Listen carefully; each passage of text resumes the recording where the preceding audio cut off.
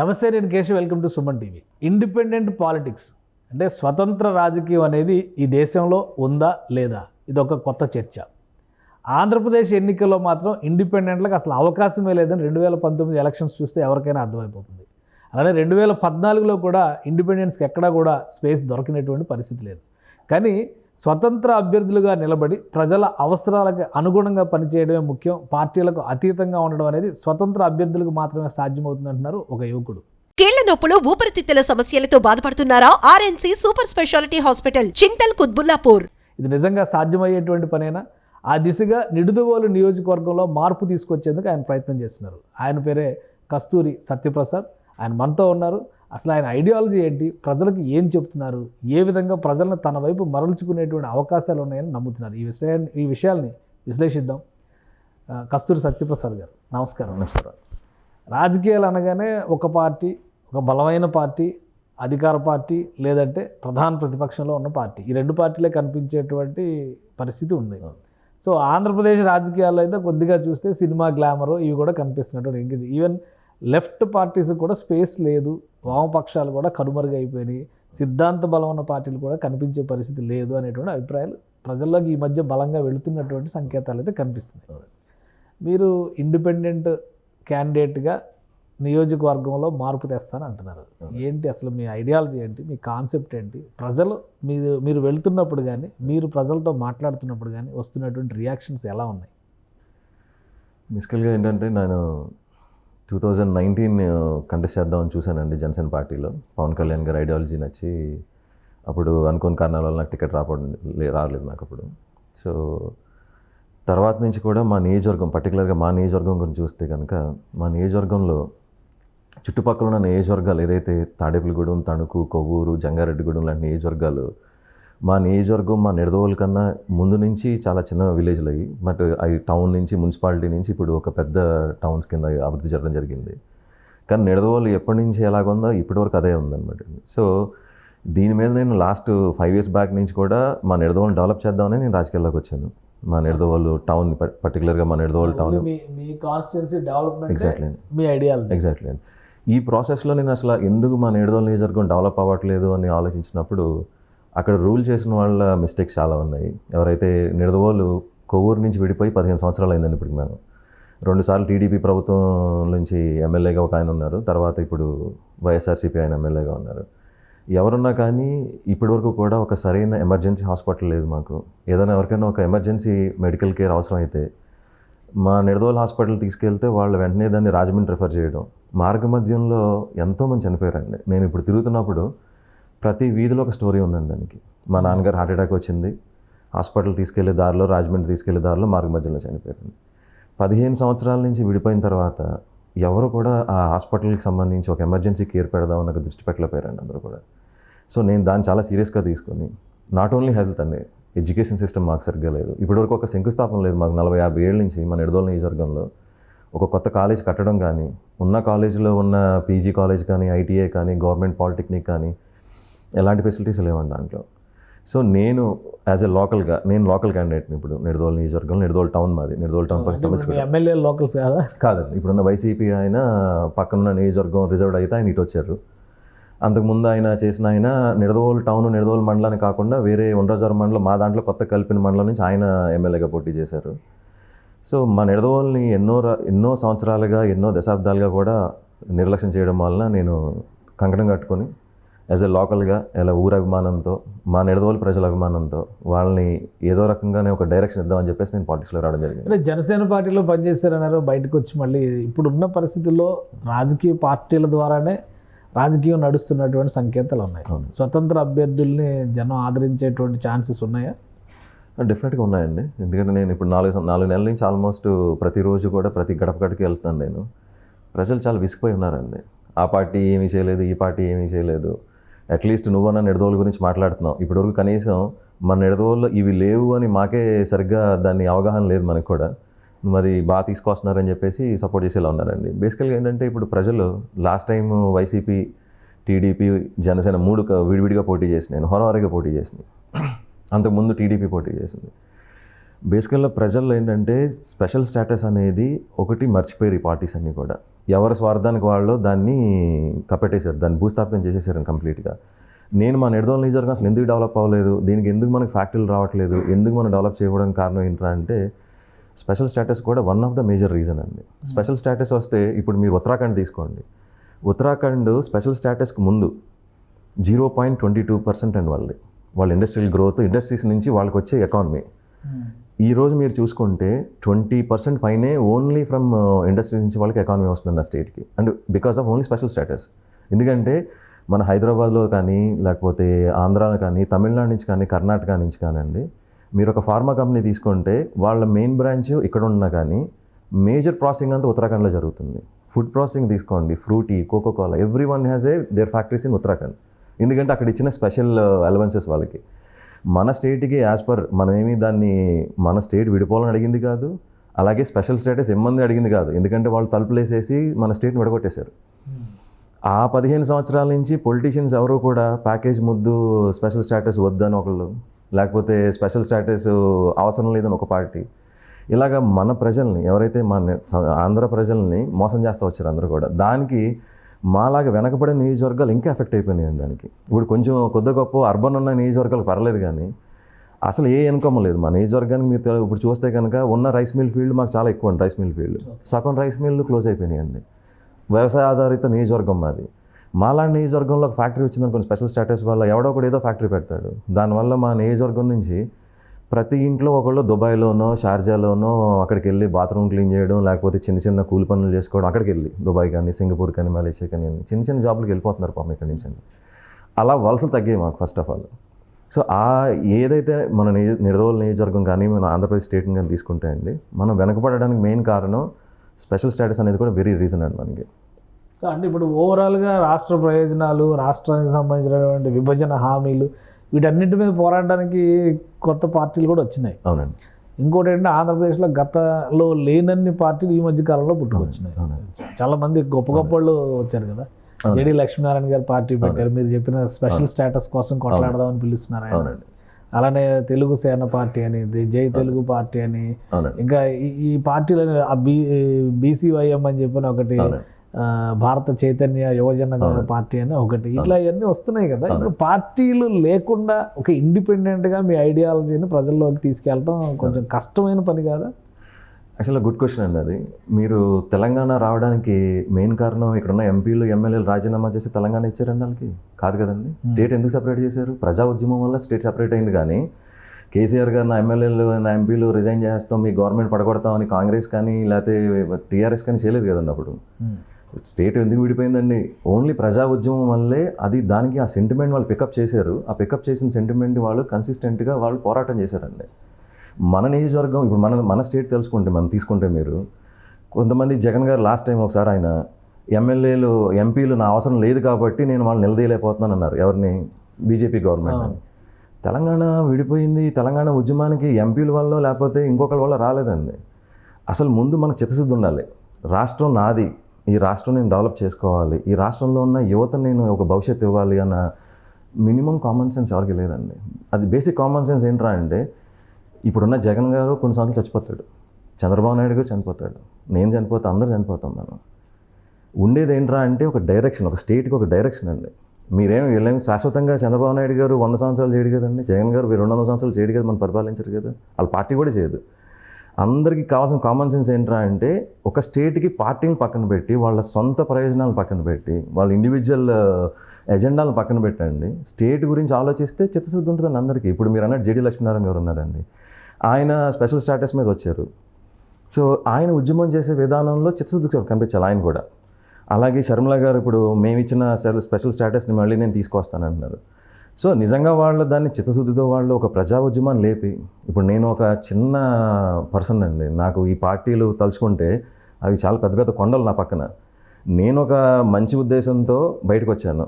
నా స్టేట్ కోసం కాకుండా అట్లీస్ట్ ఫస్ట్ నేను నా నియోజకవర్గం కోసం మాట్లాడుతున్నాను. నేను స్టేట్ కోసం మాట్లాడే లీడర్లు, మీరు చెప్పిన లీడర్లు అందరూ ఉన్నారు, వాళ్ళు నిజంగా చిత్తశుద్ధ స్టేట్ గురించి మాట్లాడితే నాలాంటి వాళ్ళు అందరూ ఏకమవుతాం. నిజంగా చాలామంది యువత ఈరోజు నిరుత్సాహంతో ఉన్నారండి, ఎవరికి జాబులు లేవు, సరైన ఫెసిలిటీస్ లేవు మన స్టేట్కి. ఎక్కడికక్కడ నిరుత్సాహం, ఎక్కడికక్కడ మీరు చూసుకుంటే మన స్టేట్లో ఎవరైనా ఏమైనా పని చేస్తున్నారంటే తాపీ మేస్త్రులు, వడ్రంగి మేస్త్రులు, పెయింటర్లు, వెల్డింగ్ పనులు, ఇవే పనులు అండి. అవి కూడా లేవు మనకి. ఎందుకంటే కొన్ని గవర్నమెంట్ పాలసీలు అవనండి, ఏదైనా ఇండస్ట్రియల్ గ్రోత్ లేదు మనకి. సో వెనకబడిపోయాం మనం అందరం కూడా. దీనికి చిత్తశుద్ధిగా ఫైట్ చేయాలి ఎవరైనా కానీ. అలా ఇప్పుడున్న పార్టీలకి మీకు ఏంటి ఇబ్బంది ఏంటి? ఏదైనా పార్టీలో ఉండి పనిచేయడం కంటే కూడా ఇండిపెండెంట్గా ఉండి చేయడం వల్ల వచ్చే మీకు ప్రయోజనం ఏంటి? ఎగ్జాక్ట్లీ, వెరీ గుడ్ క్వశ్చన్ అండి. నేను చాలామంది అడిగారు మన నియోజకవర్గంలో కూడా ఇది, నువ్వు ఏదో పార్టీలో ఉండొచ్చు కదా అని. ఫర్ సపోజ్ ఇప్పుడు నాకు టీడీపీ టికెట్ ఇచ్చింది అనుకుందాం అండి, నేను టీడీపీలో పోటీ చేసి ఎమ్మెల్యే అవుతాను. నేను పైన జగన్ గారు సీఎం అయ్యారు అనుకోండి, మళ్ళీ 5 సంవత్సరాలు నా నియోజకవర్గం బ్యాక్వర్డ్ అయిపోతుంది. నేను ఇప్పుడు ఇండిపెండెంట్గా ఎందుకు పోటీ చేస్తున్నానంటే, నేను ఎమ్మెల్యే అయిన తర్వాత పైన ఏ పార్టీ వచ్చినా కానీ, పైన వైసీపీ రానివ్వండి, టీడీపీ రానివ్వండి, నా నియోజకవర్గానికి నేను ఫైట్ చేసి నేను నిధులు తీసుకొచ్చి నా నియోజకవర్గం డెవలప్ చేసుకుంటాను. నేను ఏదో పార్టీకి వెళ్ళిపోయాను అనుకోండి, ఐడియాలజీ డిఫరెన్స్లు అండి. నువ్వు బీజేపీ గురించి మాట్లాడద్దు అంటాడు ఒకడు, లేకపోతే నువ్వు స్పెషల్ స్టేటస్ గురించి మాట్లాడద్దు అంటారు ఒకళ్ళు, నువ్వు అలా అభివృద్ధి గురించే మాట్లాడకో పథకాల గురించి మాట్లాడని ఒకళ్ళు అంటారు. అంతే కదండి ఇప్పుడున్న సిస్టమ్. వాళ్ళ ఐడియాలజీ ఏముంది? ఇప్పుడు నేను నిజంగా వైసీపీలోకి వెళ్ళాను అనుకోండి, వాళ్ళు ఏం చెప్తారు నాకు, వైసీపీ ప్రభుత్వం నేను నిడదోలు ప్రాబ్లమ్స్. ఇండిపెండెంట్గా గెలిస్తే కూడా ఎవరు అధికారంలోకి వస్తే వాళ్ళు కొనుక్కోవడం ఈజీ అయ్యిద్ది అంట. దానికి కూడా మీరు సమాధానం చెప్తారు. ఎగ్జాక్ట్లీ అండి, నన్ను కొనుక్కుంటానంటే రెడీ అండి. 1000 కోట్లు మా నియోజకవర్గానికి ఇచ్చేస్తే అమ్ముడిపోతాను నేను. నా 1000 కోట్లు పెట్టి నా నియోజకవర్గాన్ని డెవలప్ చేస్తానని ఎవరైతే అంటారో, ఓపెన్గా నా నియోజకవర్గంలో 1000 కోట్లు పెట్టి డెవలప్ చేస్తారో, డెవలప్ చేసింది నేను అమ్ముడిపోతాను కావాలంటే. నాకు కావాల్సింది నా నియోజకవర్గంలో హెల్త్ ఫెసిలిటీస్ బాగుపడాలి, నా నియోజకవర్గంలో విద్య బాగుపడాలి, నా నియోజకవర్గంలో 1-2 చిన్న చేతిగా ఫ్యాక్టరీలు కావాలి నాకు. That is my own agenda అండి. నాకేమీ అందరూ చాలామంది అంటున్నారు నువ్వు వైసీపీ వేసిన బాణం అందుకనే టీడీపీ జనసేన ఓట్లు చేల్చడానికి వచ్చావు నువ్వు అని, లేకపోతే టీడీపీ వాళ్ళు వేరే కామెంట్లు చేస్తున్నారండి. నాకు అంత అవసరం లేదండి. I have very comfortable life, I have good business. ఏంటి అసలు మీ బ్యాక్గ్రౌండ్ ఏంటి? రాజకీయాల్లోకి రావాలి, రాజకీయాల్లో రావాలంటే డబ్బు లేకుండా ఏది నడిచే పరిస్థితి లేదని చెప్పి అంటున్నారు. ఇదివరకు రోజుల్లో ఎందులోనూ సెట్ కాకపోతే రాజకీయ నాయకులు వెనకాల తిరిగి తర్వాత నిదానంగా ఒక నాయకుడిగా ఎదగొచ్చు అని. ఇప్పుడు అసలు ఒక ప్లాన్, ఒక ప్రణాళిక ప్రకారమే రాజకీయాల్లోకి వచ్చి ఇప్పటి వరకు ఒక 100 కోట్లు సంపాదిస్తే రాజకీయాల్లోకి వచ్చినా ఒక 1000 కోట్లు సంపాదించాలని టార్గెట్ అని. సో ఏంటి మీ ప్లాన్ ఏంటి? అసలు మీ బ్యాక్గ్రౌండ్ ఏంటి? రాజకీయాల్లోకి ఎందుకు ఆసక్తి వచ్చింది? అంటే మా నాన్నగారు కాంగ్రెస్ సీనియర్ లీడర్ అండి. ఆయన చిన్నప్పటి నుంచి నేను ఆయనతో తిరగడం, ఫస్ట్ స్లోగా కస్తూరి వీరప్రసాద్ అని మా ఫాదర్ పేరు అండి. సో ఆయన రాజశేఖర రెడ్డి గారికి అనంగా అనుచరుడు అండి. ఆయన చాలా ఇష్టం మా నాన్నగారు రాజశేఖర రెడ్డి అంటే అండి. సో అలా రాజకీయాలకు అసలు నేను టచ్ అయ్యాను ఫస్ట్ నేను. తర్వాత మేజర్గా ఎక్కడైనా ఒక సమస్య ఉన్నప్పుడు నాకు లోకల్ ఫీలింగ్ ఎక్కువ అండి. అంటే నా ప్రాంతాన్ని అట్లీస్ట్ నేను డెవలప్ చేయాలి. నా దేశభక్తి ఎక్కువ అండి. నాకు ఫస్ట్ ఆఫ్ ఆల్ నాకు పేట్రియాటిజం చాలా ఎక్కువ అండి. నేను ఇప్పుడు ఒక 80 కంట్రీస్ తిరిగానండి. ఎప్పుడు కూడా యూకే వెళ్ళలేదండి నేను. ఎందుకంటే I don't want there stamp in my passport. ఎందుకంటే నా దేశంలో ఎంతోమంది చంపేశారు వాళ్ళు, ఎంతోమంది ఫ్రీడమ్ ఫైటర్ని చంపేశారండి వాళ్ళు. నేను వెళ్ళి మళ్ళీ వాళ్ళ దేశంలో వాళ్ళకి వెళ్ళి ఒక ఇన్కమ్ ఇవ్వడం ఎందుకని చెప్పేసి ఆగిపోయినాడు అనమాట. సో చిన్నప్పటి నుంచి మా నాన్నగారు నాకు చెప్పిన ఐడియాలజీ ఏంటంటే, మా నాన్నగారు కూడా ఎన్నో ఆస్తులు పోగొట్టుకున్నామండి ఇలా ప్రజాసేవకి వెళ్ళి మా నాన్నగారు. నేను కూడా అదే బాణీలో ఉన్నాను ఇప్పుడు. నాకు చిన్న రెస్టారెంట్ ఉందండి. ఆ restaurant business I'm very comfortable life with my restaurant business. ప్రజలకు ఏదో చేద్దాం, అట్లీస్ట్ నా నియోజకవర్గానికి, నా స్థాయికి, నా కెపాసిటీ. మీరు అన్నారు కదా 100 కోట్లు కావాలని. నా నియోజకవర్గం అట్లీస్ట్ నా నియోజకవర్గం ప్రజలను అర్థం చేసుకుంటారు, నేను వాళ్ళ కోసం జెన్యూన్గానే నేను ఈ ప్రయత్నం చేస్తానని చెప్పి వాళ్ళకి అర్థం అవుద్దని నా స్ట్రాంగ్ ఫీలింగ్ అండి. దానికి ప్రతి గడప గడకే తిరిగి వాళ్ళకి కొంతమంది అడుగుతున్నారండి నన్ను, నువ్వు డబ్బులు మంచి పెడతావా లాస్ట్లో అని. నేను మొహమాటం లేకుండా చెప్పేస్తున్నానండి, నేను అసలు ₹1 ఖర్చు పెట్టను, ₹1 ఎవరికి ఇవ్వను. కానీ మీకు హక్కు ఇస్తాను నేను. ఏంటంటే రేపొద్దు నేను పని చేయకపోతే, లేకపోతే తన మన భేదాలు చూసుకుని నేను పని చేస్తే, కులాలు వర్గాలు లేకపోతే వేరే నేను చూసుకుని పని చేస్తే, మీరు నన్ను నా ఇంటికి వచ్చి నిలదీసి హక్కు ఇస్తాను తప్ప మీకు నేను ఎవరికి ₹1 ఇవ్వకుండా పోటీ చేస్తానని చెప్పానండి. రియాక్షన్ అండి, పబ్లిక్ రియాక్షన్ చాలా బాగుందండి. నేను ఒక ముసలాంతో నేను మాట్లాడినప్పుడు అండి, మా ఊర్లో ఒక బామ్మగారు, నేను అడిగాను, ఆవిడ అడిగింది నన్ను, నువ్వు ఎలాగ బాబు వాళ్ళు డబ్బులు ఇస్తున్నారు కదా నువ్వు ఎలా నగ్గుతావు అంటే, ఆ డబ్బులు ఎన్ని రోజులు వస్తున్నాయమ్మా నీకంటే, ఏముందమ్మా సాయంత్రం ఖర్చు అయిపోతాడు ఇచ్చి ₹1000 ₹2000 మనకు ₹1000 ఇచ్చాడు 500 కోట్లు లాగేస్తున్నాడు ఇక్కడ. ఆవిడే చెప్తుందండి, చాలా ఆవిడ uneducated, she is almost 70 years old. సరే నేను నీకు ఒక్కడికే ఓటేస్తాను, మనం నువ్వు అగ్గవు కదా, నా ఓటు వేస్ట్ అయిపోతుంది అని అడిగిందండి ఆవిడ. నేను ఆవిడకి ఒకటే చెప్పానండి, ఫస్ట్ మీరు స్టార్ట్ చేయండి. అట్లీస్ట్ మన నిడదవోలు డెవలప్ అవ్వట్లేదు అని నేను ఒకటి తిరుగుతుంటే ఆడికి మీరు ఓటేసి, నేను ఓడిపోవడానికి నాకు ఓటేయండి ఫస్ట్. మీరు నేను నగ్గడానికి పక్కనెట్టేసేయండి, నేను నగ్గడం గురించి పక్కనెట్టేయండి అమ్మా, మీరు నాకు ఓడిపోవడానికి ఓటేయండి. 10 మంది ఓటేస్తే అట్లీస్ట్ 10 మంది బలంగా నిలబడ్డారు, మన నిడదవోలు నియోజకవర్గం అభివృద్ధి చెందలేదు, మన నిడదవోలు నియోజకవర్గం అభివృద్ధి చేయాలని చెప్పేసి. లేదా ఒక జెన్యూన్గా ఒక 10 మంది ఉన్నారు మన నియోజకవర్గంలో, డబ్బులు తీసుకోకుండా ఓటేసి నిడదవోలు డెవలప్మెంట్ కోసం ఆలోచించేవాళ్ళు. నీ ఒక్క ఓటుతో ఫస్ట్ మొదలవుద్ది మార్పు. తర్వాత దేవుడి దయ, నేను నా చిత్తశుద్ధి, నా కన్సిస్టెన్సీని బట్టి ఆధారపడంతో చెప్పానండి. మిగతా ప్రణాళిక ఏంటి మీకు? ఎలక్షన్స్లో ఇప్పుడు కంటెస్ట్ చేయాలంటే మీరు ఇండిపెండెంట్గా వెళ్తే గుర్తు సింబల్ వీటి మీద అవును. కొంత వర్కౌట్ చేయాలి. లేదా ఏదైనా పార్టీని రిజిస్టర్ చేసుకొని వెళ్తే అవును. అన్రిజిస్టర్డ్ అయినా కానీ పార్టీ పేరు పెట్టుకొని తిరగడానికి అవకాశం. మరి జెండా అంటే రంగు, రుచి, వాసన ఇవన్నీ అవసరం అంటారు కదా. అవునండి. జెండా ఏంటి, గుర్తు ఏంటి, ఏ విధంగా ఎజెండాతో వెళ్ళబోతున్నారు? ఓన్లీ కాన్స్టిట్యున్సీ ఒక్కటే మీ ఎజెండా అంతే. అవుతుంది. మా కాన్స్టిట్యున్సీ అండి కంప్లీట్లీ మా నిడదవోలు కాన్స్టిట్యున్సీ కోసం ఇండిపెండెంట్గానే పోటీ చేస్తానండి. నేను ఇండిపెండెంట్ సింబల్ తెచ్చుకుని ఇండిపెండెంట్ సింబల్ మీద పోటీ చేస్తానండి. అంటే పబ్లిక్లోకి వెళ్తున్నారు కదా, ఆల్మోస్ట్ 4 నెలల నుంచి వెళ్తున్నారు అన్నారు. మరి మిగతా రాజకీయ పార్టీల నుంచి ఎవరి నుంచి కూడా ఏమీ ఆఫర్స్ రాలేదా? రండి మా పార్టీలో రండి, మీరు వచ్చినాయి మళ్ళీ జనసేనలోకి రండి, లేదంటే ఇంకో పార్టీలోకి రండి, ఇంకో పార్టీలోకి రండి, అలాంటివి ఏం లేదా? అంటే పెద్ద పార్టీల నుంచి రాలేదండి, ఎందుకంటే నా దగ్గర డబ్బులు లేవు కాబట్టి రాలేదు. సో చిన్న చిన్న పార్టీల నుంచి వచ్చినాయండి. అంటే చిన్న పార్టీ అవి కూడా పెద్ద పార్టీలే కానీ but they are not performing right now. అలాంటి వాళ్ళు కొంతమంది ఇచ్చారండి ఆఫర్, బట్ నేను I stick to only independent అండి. ఎందుకంటే ఇండిపెండెంట్గా నేను నగ్గితేనే మా నియోజకవర్గాన్ని న్యాయం చేయగలనండి. నేను వేరే ఏ పార్టీకి వెళ్ళినా అంటే మీలాగా ఆలోచిస్తున్న టీం ఇంకేమైనా తయారు చేస్తున్నారా? లేదంటే మీ కాన్స్టిట్యున్సీకి మీరు ఉన్నట్టుగానే మిగతా కాన్స్టిట్యున్సీస్తో మీ నియోజకవర్గం కోసం మీరు ఫైట్ చేయండి అనేది ఒక టీం ఏమైనా తయారు చేస్తున్నారా? లేదా ఓన్లీ సత్యప్రసాద్ ఒక ఇండివిజువల్గా నిడదవోలు నుంచి మార్పుని ప్రారంభించాలని ఆశిస్తున్నారా? అంతే. నా వరకు నా నియోజకవర్గంలో కొంతమంది కుర్రాళ్ళు నేను చెప్పిన ఐడియాలజీకి వాళ్ళు అట్రాక్ట్ అయ్యి నాతో తిరగడం జరుగుతుందండి. ఇప్పుడు మా అయితే 15 మంది ఉన్నారండి, అంతమంది ఎక్కువ లేదు నా టీం కూడా. బయట నియోజకవర్గాల గురించి అసలు నాకు ఏ ఐడియా లేదండి. మేబీ నేను కూడా మా నియోజకవర్గంలో ప్రతి ఓటర్ కూడా ఒక ప్రామిస్ చేస్తున్నానండి. ఏంటంటే నేను నిజంగా ఎమ్మెల్యే అయిన తర్వాత అక్కడ అసెంబ్లీలో ప్రమాణ స్వీకారం చేసిన తర్వాత నియోజకవర్గం వచ్చి ఒక ప్రమాణ స్వీకారం చేస్తా. ఏంట్రా అంటే అది నేను 5 సంవత్సరాల తర్వాత ఎమ్మెల్యే అయిన తర్వాత నేను రాజీనామా చేసేస్తా. మొత్తం రాజకీయాలకి నా రాజకీయ భవిష్యత్తుకి మొత్తానికి నేను ఫుల్ స్టాప్ పెట్టేస్తానండి. ఎందుకంటే మనం 5 సంవత్సరాలు పర్ఫెక్ట్గా నేను మా నిడదవోలు నియోజకవర్గాన్ని నేను రూల్ చేయాలంటే నాకు ఎలాంటి మన భేదాలు ఉండకూడదండి. ఈరోజు నేను మళ్ళీ ఈసారి పోటీ చేద్దామని ఆశ నాలో ఉందనుకోండి, నేను ఈడిని మనం జాగ్రత్తగా ఈడికి చేయకపోతే నాకు ఓట్లు వేయడు, లేకపోతే ఈ వర్గానికి ఈ కులానికి నేను చేయకపోతే నాకు వీళ్ళు ఓట్లు వేయరు అని చెప్పేసి నిజంగా ఎవడైతే లబ్ధిదారుడు ఉంటాడో, నిజంగా ఎవడైతే పేదోడు న్యాయం కోసం పోరాడతాడో ఆడికి అన్యాయం చేసేస్తానండి నేను కూడా. ఎందుకంటే నా మైండ్ సెట్ ఎప్పుడు కూడా ఇంక ఓట్లు వాటిని ఎలా మళ్ళీ నేను నా పదవిని ఎలా నిలబెట్టుకోవాలి నెక్స్ట్ 5 సంవత్సరాలు. సో నేను అందుకనే నేను మళ్ళీ ప్రామిస్ చేస్తాను, మన నియోజకవర్గం వచ్చిన తర్వాత 5 సంవత్సరాలు నేను ఎమ్మెల్యేగా చేస్తానండి. ఈ 5 సంవత్సరాలు కూడా మన స్టేట్లో నా 5 సంవత్సరాల పాలన కూడా ఒక రిఫరెన్స్ అవ్వాలండి అందరికీ. ఎలా అంటే అసెంబ్లీలో కూడా మాట్లాడుకోవాలి నేను అయిపోయిన తర్వాత. నిజాయితీగా ఎటువంటి పక్షపాతం లేకుండా ఏ పార్టీకి భయపడకుండా ప్రజలకి హానెస్ట్గా ఎమ్మెల్యే యొక్క డ్యూటీస్ని పర్ఫెక్ట్గా ఎవడన్నా ఒకటి చేస్తే ఆ నియోజకవర్గం ఎలా ఉంటుంది, ఆ నియోజకవర్గం ఎలా డెవలప్ అవుతుంది అన్నది నేను చూపిద్దాం అనుకుంటున్నాను. అంతే. ఆ 5 ఇయర్సే. అంటే 5 ఇయర్స్ తర్వాత ఇంకా అసలు నేను రాజకీయం నేను ఇంకా అసలు నేను రాజకీయాలు కన్నెత్తి కూడా చూడండి. అసలు రాజకీయాలు మొత్తం నేను ప్రజలు రమ్మంటే మళ్ళీ అసలు లేదండి. ప్రజలు రమ్మంటే నియోజకవర్గంలో మళ్ళీ నాకులాగా ఆలోచించేవాడు, లేకపోతే అప్పుడు ఏదైనా పార్టీలు ఎవరైనా కొంచెం మా నియోజకవర్గం గురించి ఆలోచించేవాళ్ళు వాళ్ళకి ఓటేయమని వాళ్ళతో పని చేయించుకోమంటాను తప్ప నేనైతే 5 ఇయర్స్ అండి. 5 ఇయర్స్ తర్వాత నా నియోజకవర్గాన్ని ఒక డైరెక్షన్లో పెట్టుకుంటాను నేను. నా నియోజకవర్గం అభివృద్ధి కోసం దానికి సంబంధించిన స్టెప్స్ అని నేను వేస్తాను నేను. ఆ తర్వాత ఆటోమేటిక్గా నా తర్వాత వచ్చేవాళ్ళు వాళ్ళే లీడ్ చేస్తారు. So only one time MLA మీకు. ఎగ్జాక్ట్లీ అండి. That is has to be there in our Indian constituency అండి. ఎందుకంటే వీళ్ళందరూ కూడా నా కొడుకులు మనవాళ్ళు అందరూ ఎమ్మెల్యేలు అవ్వాలి, వాళ్ళ మినిస్టర్ అవ్వాలని, ఈడు మళ్ళీ ఇంకోసారి మినిస్టర్ అవ్వాలి, రెండోసారి ఎమ్మెల్యే మినిస్టర్ అవ్వాలి, ఎంపీ అవ్వాలి. ఇదేదంటే ఒక కిరీటం అనుకుంటున్నారండి వీళ్ళు, ఒక క్రౌన్ అనుకుంటున్నారు. దాని బాధ్యత కింద ఎవడ ఫీల్ అవ్వట్లేదండి. వీళ్ళందరూ ఏంటంటే ఎమ్మెల్యే అంటే పక్కన ఎమ్మెల్యే ఒక గిరి, అదొక క్రౌన్ అయిపోయింది. మళ్ళీ ఎంపీ అయిపోయింది, మినిస్టర్ అయిపోయింది, ఏమైనా అవకాశం వస్తే సీఎం. సో ఈ కాన్సెప్ట్ పోవాలంటే 5 ఏళ్ళే నువ్వు ఎమ్మెల్యే చెయ్యి. ఆ తర్వాత నీకు లేదు అంటే చచ్చినట్టు 5 సంవత్సరాలు అట్లీస్ట్ 100% న్యాయం చేయలేకపోయినా ఒక 40-50% న్యాయం చేస్తారండి వీళ్ళ పదవులకి. ఈరోజు మీరు ఆలోచించండి, ఇప్పుడు మా నియోజకవర్గంలో కొంతమంది ఉన్నారండి, నేను 5 సంవత్సరాలు అవకాశం వచ్చింది కాబట్టి వీళ్ళనంత ఎక్కువ దండుకుందాం దాచుకుందాం అనుకుంటే మరి అది కూడా ప్రమాదకరం. ఎగ్జాక్ట్లీ అండి. మంచి క్వశ్చన్ అడిగారు మీరు.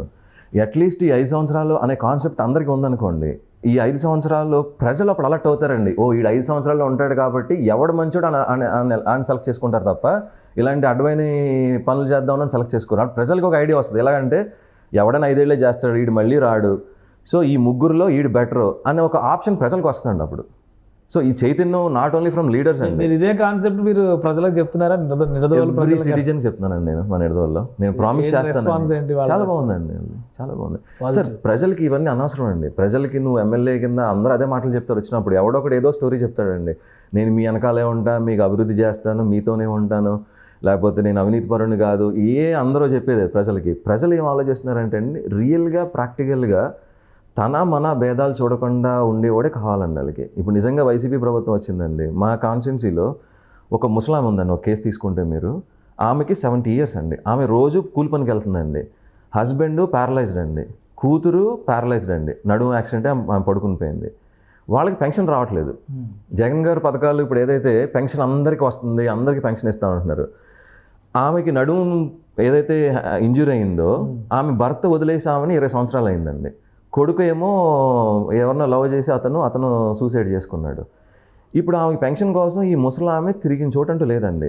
వీళ్ళు ఏం చెప్తున్నారు వాలంటీర్స్ అండి, అమ్మ నీ కూతురికి ఏదో సర్టిఫికేట్ కావాలి, ఐదర్ మొగుడు చనిపోయాడనో లేకపోతే ఈమె ఇంకెప్పుడు ఫిజికల్ హ్యాండిక్యాప్డ్ ఇంక లేకదానో అండి. ఆమె రోజు 250 రూపాయలతో మొగుడిని కూతుర్ని పెంచాలండి. ఆమె వీళ్ళ వెనకాల తిరుగుతుంది. ఈ వాలంటీర్లు ఏమో నువ్వు తీసుకురా అంటారు, ఈవిడేమో తీసుకురాలేదండి. అదే నిజంగా ఆవిడ ఏ వైసీపీ లీడర్ అయ్యి ఉండి వైసీపీ కొంచెం అనుకూలంగా ఉండి కొంచెం ఆవిడ దగ్గర ఇంకో 10 ఓట్లు పడేలా ఉంటే ఎవరో ఒకళ్ళు వచ్చి ఆవిడకి నాయకులు వచ్చి న్యాయం చేసేవారండి. ఇన్ని సంవత్సరాలైనా ఆవిడకి ఆ పెన్షన్ రావట్లేదు. ఆ లేడీకి ఆ హాస్పిటల్కి వెళ్ళి ఆ ఫిజికల్ హ్యాండిక్యాప్ సర్టిఫికేట్ తెచ్చుకోలేకపోతుంది. పోలీస్ స్టేషన్కి వెళ్ళమంటున్నారు, మిస్సింగ్ సర్టిఫికేట్ తీసుకురమ్మంటున్నారు. అలా వాళ్ళకి ఏముంటుందండి, చిన్న ఆవిడ చదువుకోలేదు, కూలి పని చేసుకుంటుందండి. సో ఇలాంటి వాళ్ళు మనం చూడాలండి. ఏదో మనం పథకాలు ఇచ్చేస్తున్నాం కదా అందరికీ వెళ్ళిపోతాం. ఇండిపెండెంట్గా ఉంటే ఇలాంటి వాళ్ళందరికీ కేర్ తీసుకోవడానికి అవకాశం ఎగ్జాక్ట్లీ ఉంటుందండి. ఎందుకంటే నాకు హిడెన్ ఎజెండా లేదు కదండి. నాకేమి ఈడు నా పార్టీ ఈడికే చేయాలి, నేను ఈమె నా పార్టీ, లేదా నాకు 10 ఓట్లు పడతాయి ఇక్కడ వీళ్ళకి వెళ్ళి నిలబడాలి. నేను ఎవరు ఫోన్ కావాలో నాకు ఒకటే ఫోన్ కాల్ అండి, whether they are in trouble or not. That is only my agenda అండి. థ్యాంక్ యూ సత్యప్రసాద్ గారు మీ అభిప్రాయాలను తెలియజేసినందుకు.